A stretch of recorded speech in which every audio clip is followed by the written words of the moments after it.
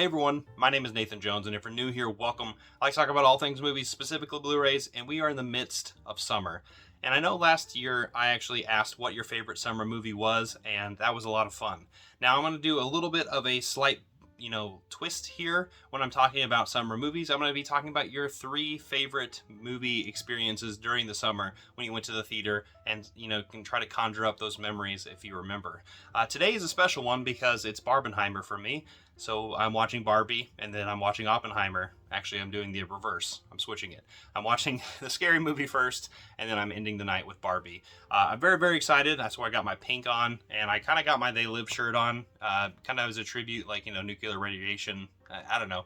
It's a stretch, but regardless, I've been watching some summer movies, and there's actually one that I'll talk about today that I actually just watched, finished this morning, which was a rewatch, but I'll talk about that and why it's a really relevant movie to this time period. So we're in the middle of summer.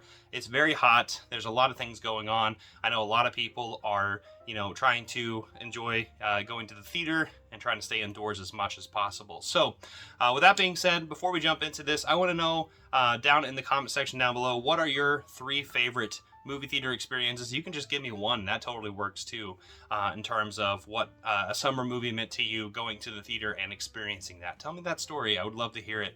And this is going to be the last one of July, so that means by the end on the 31st, which is on a Monday, we're going to be doing a live stream. We're going to be doing a giveaway. We're going to be interacting with all of you, answering those questions as well, just kind of live, and just having a hangout and just doing some giveaways. So it'll be really, really fun. And be sure to get there at 7:30 p.m. Central Standard Time, which obviously, if you do your math, and you'll figure out where you need to be.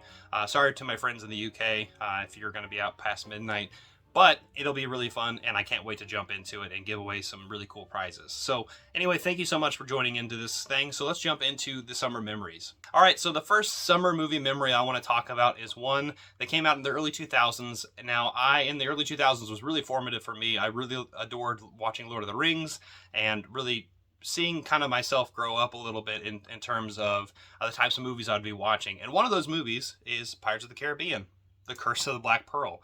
This movie is one that I remember watching in theaters and just getting my mind blown. This is probably one of the first PG-13 movies I had seen. I probably had watched things like, the version of Braveheart or The Patriot or Gladiator around this time as well. But I was really into action adventure movies and war movies and things along that line. But this was one of the first PG-13 movies I watched, and it was from Disney, of all things. And it was just done so, so well. And I even remember watching it in theaters and just getting my mind blown and asking my mom, it's like, okay, when this comes out, we need to get this on DVD. And at the time, things like portable DVD players existed. So one Christmas, my sister and I kind of got our combined gift of a portable DVD player for the whole family. When this finally did come out on DVD, and I rewatched over and over and over again, and all the special features on here on the DVDs were just extravagant. So there was hours and hours of footage and watching the movie again. I scratched the hell out of that disc, but the summer of this movie, I absolutely adored, and I remember it very fondly. All right, so next we're going to jump to a film that came out in May. So some of you might be like, well, that didn't come out in the summer. Well, it extended into the summer, and I watched it 6 times in theaters. So that's how much I loved this movie. And 2012 was a great year for movies, and I'm talking about The Avengers. So The Avengers was a culmination of something that was really huge, right? This was the culmination of what would start off to be a gigantic franchise that has continued to this day. Some people are a little fatigued on it, but this is one of the movies that I think really solidified this path.